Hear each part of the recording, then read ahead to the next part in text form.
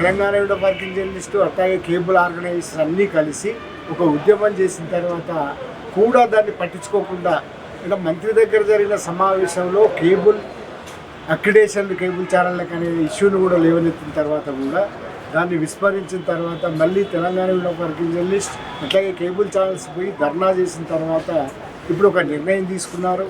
అది నిన్న మళ్ళీ పోయి Telangana widow working journalist representation చేసిన తర్వాత కేబుల్ ఛానల్స్ని కూడా అక్రిడేషన్ దాంట్లో ఇప్పుడు కూర్చి కొత్త అక్రిడిటేషన్స్ కోసం ఒక జీవో తెస్తున్నామని మాట్లాడినారు. కనుక ఈ పాలసీలో కేబుల్ ఛానల్స్కి తప్పనిసరిగా ప్రయోజనం కలుగుతుంది, అక్రిడేషన్లు వస్తాయి.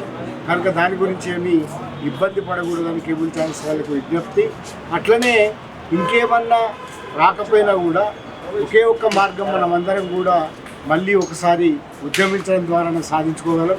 దానికోసం తెలంగాణ విడో వర్కింగ్ జర్నలిస్ట్ తరఫున అట్లాగే మీడియా అకాడమీ మాజీ చైర్మన్గా అట్లాగే జర్నలిస్టులు అందరి పక్షాన కూడా నేను ఎవర్ గ్రీన్ రెడీ, ఏ ఉద్యమానికి రెడీ అని చెప్తూ సెలవు. Thank you.